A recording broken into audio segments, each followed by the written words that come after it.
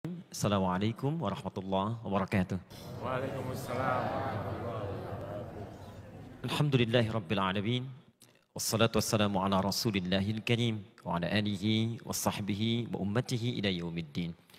Mirza Trans TV dimanapun Anda berada dan saudara-saudariku, kita bermohon pada Allah Subhanahu wa taala semoga seluruh ibadah kita dan puasa kita diterima oleh Allah Subhanahu wa taala. Hari ini kita akan belajar sesuatu yang sangat spesial. Jika di pertemuan lalu kita telah bahas tentang kasih Allah kepada dua golongan yang diperkenankan boleh berbuka selama Ramadan dan dia wajib mengganti setelah Ramadan, maka yang sekarang kita akan bahas adalah satu golongan spesial yang diperkenankan oleh Allah bahkan tidak perlu puasa selama Ramadan dan tidak usah mengganti setelah Ramadan. Tapi dia diperkenankan oleh Allah untuk mengganti setiap puasanya dengan memberikan makanan pada orang-orang miskin. Kita mulai dengan Quran surah ke-2 Al-Baqarah ayat 184. Ya, paling kiri sebelah atas di mushaf. Golongan ini disebut oleh Al-Quran dengan orang-orang yang sulit berpuasa selama hidupnya. Wa 'alal ladzina yutiqunahu fidyatun ta'amu miskin. Ada orang-orang yang kata Al-Quran, kalau dia puasa itu sulit. Kata tokoh seakar dengan kata yakah. Ya kayak kerah yang terlampau sempit. Jadi kalau mau dipakai itu seakan orang yang pakai terasa tercekik. Ya seperti orang yang mohon maaf, misal divonis secara medis tidak mungkin berpuasa, misal karena lumpuh. Ada orang yang karena koma, nggak bangun-bangun. Ya, ada di Timur Tengah sekarang seorang perempuan sudah 25 tahun koma. Baru setelah itu bangun. Maka orang semacam ini, kata Al-Quran, boleh dia selama masa Ramadannya tidak perlu berpuasa dan tidak usah diganti setelah selesai Ramadan. Cukup setiap hari dia tidak berpuasa, maka keluarkanlah ganti penebus dengan memberi makan seorang miskin. Satu orang miskin. Ini yang dinamakan oleh Al-Quran dengan nama fidyah. Jadi jika Anda dapati misalnya keluarga, teman, kerabat, yang secara medis divonis tidak mungkin menunaikan puasa karena sifat-sifat tadi, maka berita gembiranya, kata Allah, saya sayang golongan ini. Dia harus mendapatkan pahala juga. Yang puasa dapat pahala, yang ini pun akan dapat pahala. Bagaimana caranya? Setiap hari tidak puasa, keluarkan gantinya dengan memberikan satu makanan untuk orang-orang miskin. Nah sekarang pertanyaannya, berapa takaran fidyah yang dikeluarkan untuk satu orang miskin ini? Bagaimana bentuk yang diberikannya? Maka kata para ulama, yang pertama, fidyah yang diberikan untuk satu orang miskin ini, kadarnya adalah 3 kali makan dalam sehari. Ya kadar normal. Anda akan makan sehari 3 kali ya? Ya normalnya, siang, sebelumnya pagi, kemudian malam.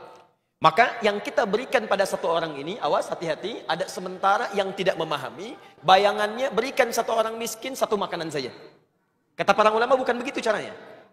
Jadi 3 kali makan berikan pada satu orang. 3 kali makan ini yang kedua, porsinya disesuaikan dengan kadar makan Anda dalam keseharian. Misal, ada yang sehari makan 3 kali dihitung 50.000 misalnya. Maka berikanlah senilai 50.000 ini kepada satu orang miskin dalam bentuk makanan. Jika Anda makannya menunya beda dengan yang lain. Ada yang saat makan ayamnya ada, kambingnya ada, sapinya ada, sayurnya lengkap. Kalau dihitung misalnya 250.000. Maka yang seperti ini kadar fidyahnya pun disesuaikan dengan kebiasaan makannya. Ustadz bagaimana kalau kasusnya saya di rumah kadar makan 250.000. Cuman oleh dokter divonis ada makanan tertentu yang nggak boleh dimakan. Jadi makan tiap hari dengan kangkung, bayam, tempe, ya. Tapi kemampuan ada. Nah, maka kata para ulama yang dilihat bukan apa yang dimakannya, tapi kadar kewajaran yang berlaku di keluarganya. Paham sampai sini? Baik, kalau paham coba kita diskusi sebentar. Barangkali ada yang mau ditanyakan atau kita coba diskusikan. Ada yang mau bertanya? Bismillah Ustadz, Assalamualaikum. Saya kan kondisi lagi hamil Ustadz. Alhamdulillah. Jadi kalau misalnya untuk membayar, kemungkinan saya tidak berpuasa Ustadz. Jadi bayarnya itu dengan kodo atau dengan fidyah. Baik, dimasukkan oleh para ulama pada golongan orang-orang yang dianggap sakit. Ya, faman kana minkum maridha, jika ada di antara kalian itu sakit. Sakit itu bukan karena sakitnya, ketidakmampuannya untuk berpuasa karena ada penghalang yang lain yang menghalangi. Maka kondisi ibu hamil ini dibagi dua oleh para ulama. Satu, jika khawatir pada dirinya saja, karena kalau berpuasa bisa mengganggu keadaan dirinya dan lemah saat berpuasa, maka hukumnya sepakat ulama dia boleh berbuka, bahkan wajib berbuka, nanti kemudian diqadha di kemudian hari setelah selesai Ramadan. Jadi ketika Anda melahirkan, alhamdulillah selamat lahirannya, kemudian bayinya juga selamat, setelah itu ada waktu senggang, silahkan di antara 11 bulan ke depan, ambil, cicil, sehari, tidak harus berurutan. Hari pertama sekarang, 3 hari setelahnya, 4 hari setelahnya, bahkan pernah Sayyidah Aisyah pernah mengqadha puasa itu di bulan Sya'bannya. Di setelah Ramadan, Sya'ban tahun depan hampir 11 bulan baru qadha. Jadi bukan aib mengqadha itu walaupun tidak berurutan. Ya. Yang kedua, kalau ada ibu hamil, hanya khawatir pada bayinya, bukan pada dirinya. Jadi khawatirnya pada bayinya, saya sanggup puasa, cuman khawatir bayi saya ini dalam kondisi lemah dalam kandungan. Maka yang seperti ini kata para ulama terbagi dua pendapat. Ya, pendapat yang pertama mengatakan tetap qadha saja. Ya, tetap qadha saja. Yang kedua mengatakan qadha dan fidyah. Qadha dan fidyah karena sebetulnya ibu itu bisa puasa, tapi yang dikhawatirkan keadaan bayinya. Maka berlaku baginya qadha sekaligus ditambah dengan fidyah. Di antara dua ini pendapat yang terkuat, ibu cukup kemudian tunaikan qadha di kemudian harinya. Saya ulangi, tunaikan qadha di kemudian harinya karena akhir ayat 184 mengatakan wa antasumu khairul lakum in kuntum ta'lamun. Kalau engkau mendahulukan qadha untuk berpuasa, maka itu lebih baik karena nanti ada peningkatan-peningkatan amal lain yang tidak dirasakan hanya dengan mengganti fidyah saja. Jelas di sini? Ada yang bertanya? Ustadz, Ustadz, bismillah. Assalamualaikum Ustadz Adi. Assalamualaikum. Ya, saya mau nanya, apakah boleh kita bayar fidyah sekaligus 1 bulan? Nah, ini kata para ulama, kalau bicara boleh dan tidak, boleh diperkenankan. Selama orang itu divonis tidak mungkin puasa. Tapi yang terbaik adalah, akan lebih bagus kalau fidyah itu diberikan secara berkala setiap harinya dari waktu-waktu Ramadannya. Apa manfaatnya? Kata para ulama ada dua. Yang pertama, supaya terus melahirkan rasa kenikmatan dalam ibadah. Coba Anda bayangkan, kalau misalnya sesuatu dirapel sekaligus, bukankah keesokan harinya tidak ada perasaan kita untuk memberikan amal soleh?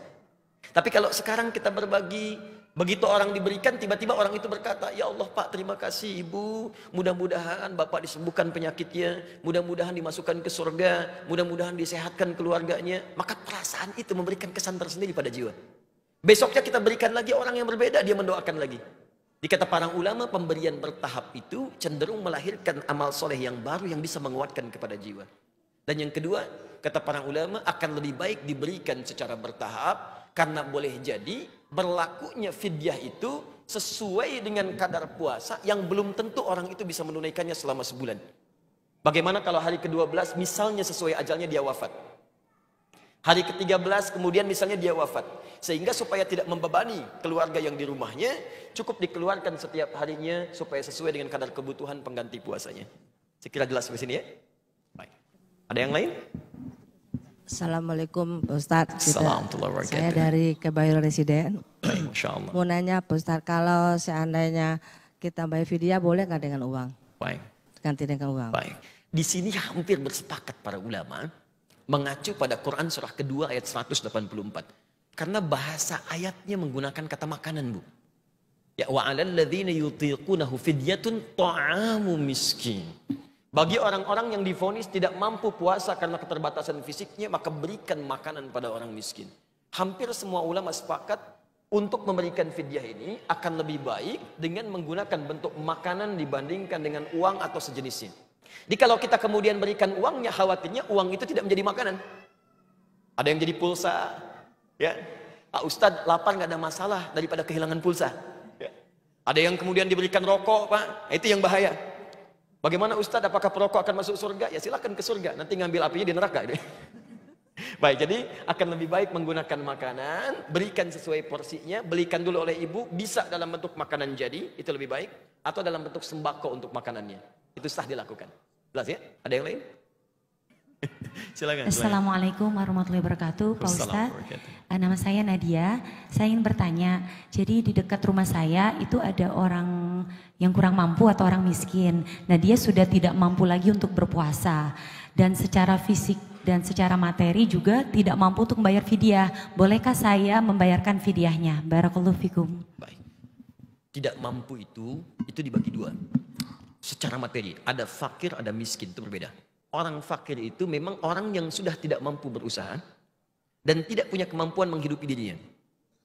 Miskin punya kemampuan berusaha, tapi hasil usahanya tidak bisa kemudian mendorong hidupnya atau memenuhi kebutuhan hidup yang dia perlukan. Nah, jika Anda dapatkan kondisi seperti tadi, baik di fakir ataupun di miskin, untuk fidyah pun tak mampu dia berikan, maka boleh kerabatnya bersedekah kepada dirinya. Dengan sedekah itu dia berikan kepada bagian fidyahnya, maka berita gembiranya hadis Muslim. Nomor hadis 1389, dua nomor dengan 1402. Hadisnya berbeda redaksi tapi isinya serupa. Man dalla ala khair falahu ajruhu mithla ajri fa'ili min ghairi an yanqusa min ajrihi syai'. Siapa yang bisa menunjukkan, memfasilitasi pada kebaikan, maka dia akan mendapat pahala yang sama dengan yang memberikan tanpa dikurangi sedikit pun. Anda memberikan bagian fidyahnya, dia berikan fidyahnya. Maka ketika dia berikan fidyah, dia dapat pahala. Berapa pahalanya? Paling minimal 10. Quran surah ke-6 ayat ke-160. Quran surah 6 ayat 160. Man jaa bil hasanati falahu asyru amthaliha. Siapa yang mengerjakan satu kebaikan dapat 10 poin. Jarak poinnya bukan 1, 2, 3, 4, 10. Bukan. Di hadis Muslim, 1 ke 2, 500 tahun. 2 ke 3, 500 tahun. 3 ke 4, 500 tahun. Kalau yang ibu berikan berupa sedekah sifatnya infak, ada makanan untuk fidyah tadi, maka digandakannya 700 kali lipat. Dalilnya Quran surah kedua ayat 261, paling kiri sebelah atas di mushaf. Ya. Mathalul ladzina yunfiquna amwalahum fi sabilillah kamathali habba ambatat sab'a sanabil fi kulli sumbulatin mi'atu habba. Setiap orang yang berinfak di jalan Allah, Anda kasih fidyah itu infak, tidak harus pakai uang. Begitu diberikan, maka nilainya jadi satu benih, tumbuh 7 tangkai, dari 7 tangkai setiap tangkai tumbuh 100. 1 kali 7 kali 100, 700. Jika Anda kerjakan di bulan Ramadan, pindah ke Al-Bukhari, Kitabus Syiyam, nomor hadis yang pertama, paling kiri sebelah atas di kitabnya. Khusus untuk Ramadan, dikali lagi 10 kali lipat. Jadi kalau Anda berikan sedekah untuk fidyah, nilainya 700 dikalikan 10. Khusus untuk Ramadan. Wallahu ta'ala a'lam bissawab. Itulah golongan yang tak mampu puasa, diberikan amalan berupa fidyah yang dengan takaran 1 untuk orang miskin, 3 kali makan. Jika Anda bisa mampu memberikan lebih, maka itu lebih baik. Allahumma taqabbal minna innaka antas sami'ul alim wa tub 'alaina innaka antat tawwabur rahim. Allahumma ja'alna ya Allah mimman yutiqu fi ada'is siyam. Ya Allah, mohon jadikan kami orang-orang yang mampu untuk menunaikan puasa sesuai dengan kadar kesanggupan yang telah Engkau tetapkan. Allahumma ja'alna ya Allah minal mutasaddiqin li ata'il fidyah liman lam yutiqu lisyam. Ya Allah, jadikan kami hamba-hamba yang mampu bersedekah, berbuat baik pada orang-orang yang tidak mampu memberikan fidyah. Anugerahkan kesanggupan pada kami untuk membantu mereka hadir dalam kesulitan mereka. Allahumma alhiqna bis salihin ma'al ladzina an'amta 'alaihim minan nabiyyin was-syuhada'i was-shalihin wa hasuna ulaika rafiqa. Ya Allah, jadikan kami termasuk hamba-hamba-Mu yang baik yang bisa menyatu di surga bersama para nabi, para orang-orang baik, orang-orang jujur dan orang-orang yang wafat di jalan-Mu ya rabbal alamin. Rabbana atina fid dunya hasanah fil akhirati hasanah wa qina adzabannar. Taqabbal minna fi hadzal hadi asyar ya Allah. Taqabbal minna wa illam taqbal lana falakunanna minal khasirin. Kami telah berikhtiar dan kami mohon terima amalan kami. Jikapun Engkau tidak menerimanya, maka kami akan termasuk orang-orang yang rugi di hadapan-Mu. Bifadlika subhana rabbika rabbil izzati amma yasifun wa salamun alal mursalin wa akhiru da'wana alhamdulillahi rabbil alamin. Assalamualaikum warahmatullahi wabarakatuh.